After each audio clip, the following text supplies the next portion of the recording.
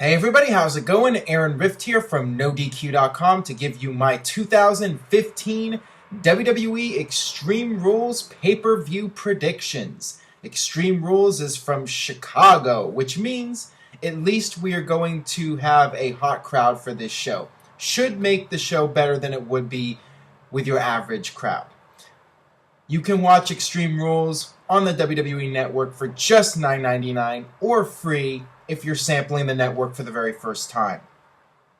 You can also check out NoDQ.com for all the latest news, rumors, and of course, live results coverage. I will be tweeting at twitter.com/NoDQ.com, and I will be uncensored. I will be, like Jesse Ventura, telling it like it is. Some people out there don't like it when I speak my mind on Twitter, but that's what I'm going to do. Check it out.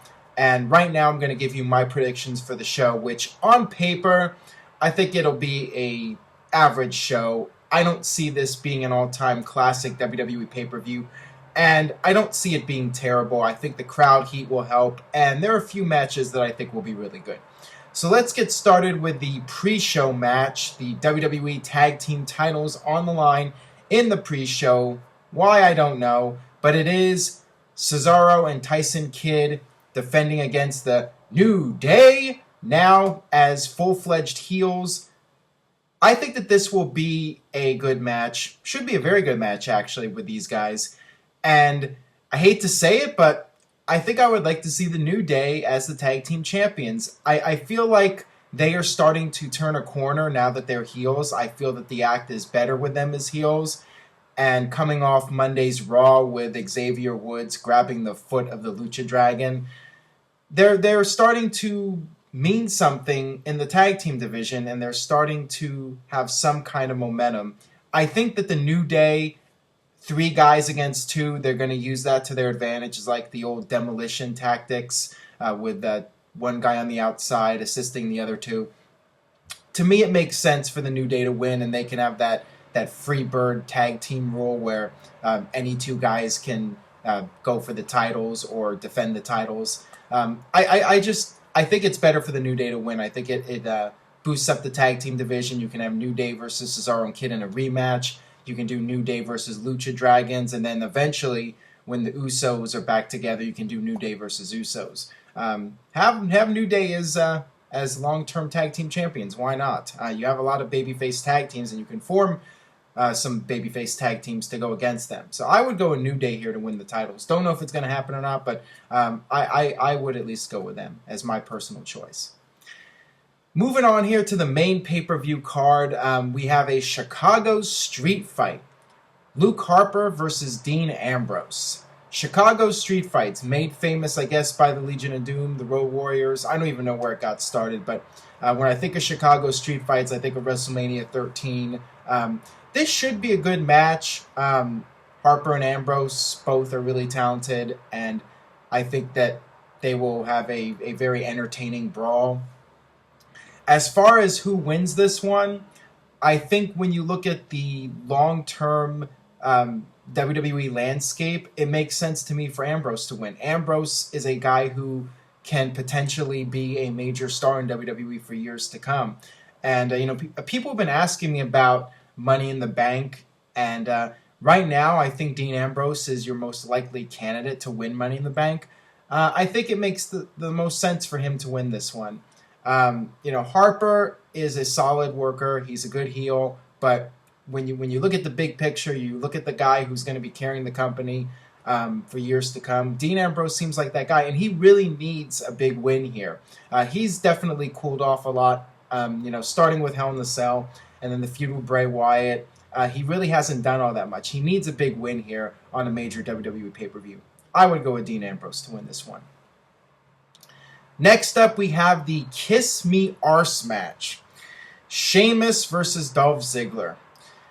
If I knew about this match 2 months ago, I would go with Sheamus. I would say Sheamus coming back as a major heel, he needs a big win on pay-per-view. But the last several weeks, ever since Sheamus came back with the new look and people just chanting, "You look stupid" at him week after week, it's hard to take the guy serious. I mean, I do not take Sheamus serious as a heel, and I don't see him being a top contender for John Cena or a top contender for Seth Rollins, or excuse me, Daniel Bryan, or Randy Orton, or any of those guys, I don't take Sheamus serious as a top heel.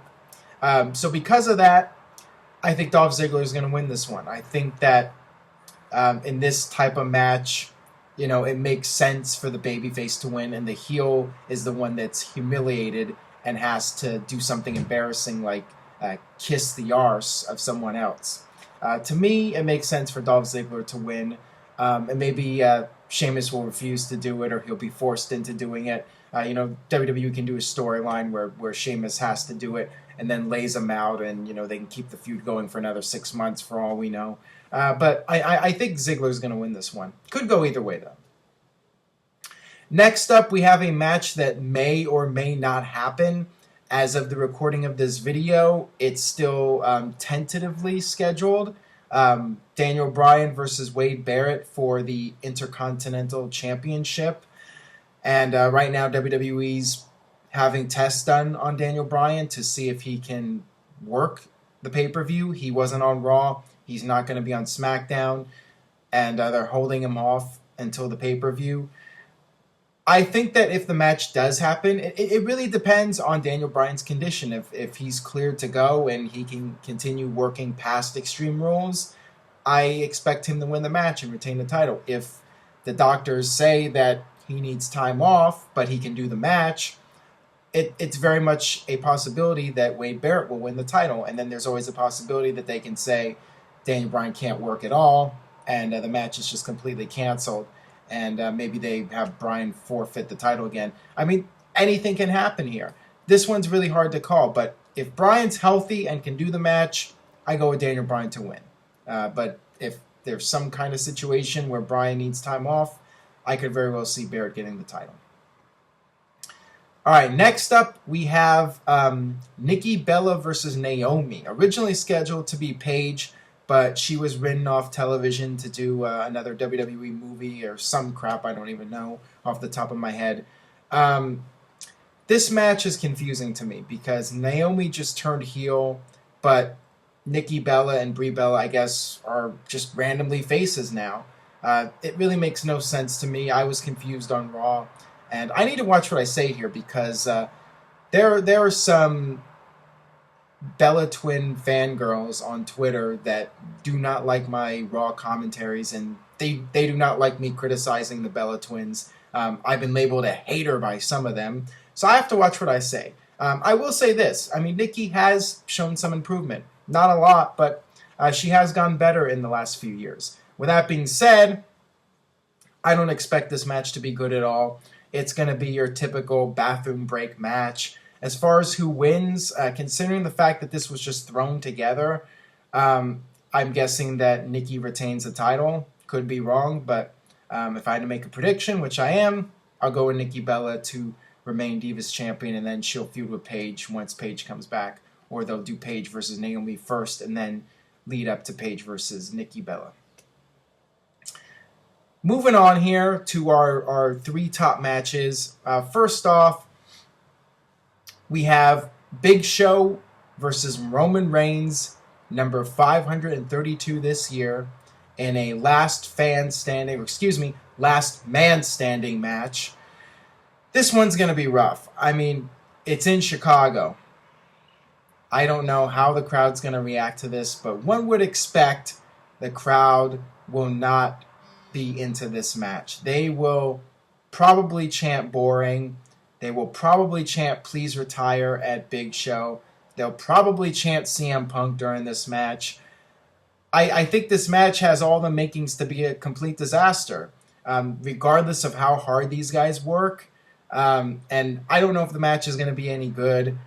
It might be decent, but I think the fans are going to crap on this match. If I had to make a prediction, that would be my prediction. As far as who wins, the obvious choice is Roman Reigns. If Big Show wins, I'm just going to be completely flabbergasted.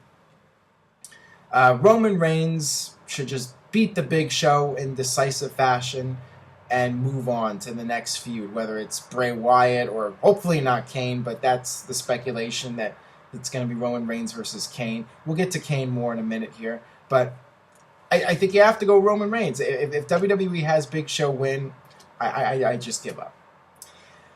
Next up, our semi-main event, or you could say it's the main event since it is involving John Cena. John Cena versus Rusev in a Russian chain match, not an American chain match, not a Canadian chain match, not a European chain match, not a Japanese chain match, but a Russian chain match. This should be a very good match. The WrestleMania match was good. I think the outcome is predictable. I think John Cena is going to win. But by doing this type of match, we have to touch the four corners. It's basically that kind of match. That way you don't have to have somebody lose by pinfall or submission. So Rusev can lose without having to be pinned or made to submit. The fact that they're once again building it up is USA versus Russia. USA is going to win. John Cena is going to win. It's hard to bet against John Cena, as I've said time and time again, and I don't see anything else changing. I think John Cena will win here, and Rusev will save face a little bit by not losing via pinfall or submission. And hopefully this is the last match of the feud, and we can move on to something else for both guys. And finally, the main event, Seth Rollins versus Randy Orton in a steel cage match where the RKO is banned. Randy Orton got the best of Seth Rollins on Raw, hit him with the RKO, an awesome-looking RKO, inside the cage, which was lowered. I thought this was a nice way to build up to the match. At first, my initial prediction was Randy Orton would try to go for the RKO, but then realize it's banned, and in the moment of hesitation, Seth Rollins would hit the curb stomp and retain the title. But two things changed that. Number one is Seth Rollins is no longer using the curb stomp as his finisher, apparently. He's got a new move, and WWE wants to downplay the curb stomp because they feel it's too dangerous of a move or too dangerous looking of a move, so they just don't want to showcase it as much. And the other factor is Kane, who is now officially the gatekeeper of the match, whatever that is. I guess he's there to make sure that there's a clean finish, which basically means there's not going to be one. WWE in the storyline has been teasing that Kane is on the outs with the Authority and him and Rollins aren't getting along, which probably means the finish is going to be Kane turning on Randy Orton and hugging it out with Seth Rollins, and all is good in the Authority. That's what I'm expecting to happen. Before the stipulations were announced, I figured, okay, Seth Rollins is winning. Obviously too soon for him to lose the title, and one would think that eventually it's going to be Seth Rollins versus Roman Reigns to feud over the WWE title, and maybe even Seth Rollins versus Lesnar. So don't see Randy Orton winning here. I think it's a safe bet to say Seth Rollins retains. So there you have it for my Extreme Rules predictions. Let me know what you think. If you enjoy this video, please share it with a friend. Anybody you know who watches wrestling, have them check it out. And stay tuned to NoDQ.com for all the very latest news and rumors regarding Extreme Rules. And I will be back tomorrow for another edition of No DQ&A video. Thanks for watching.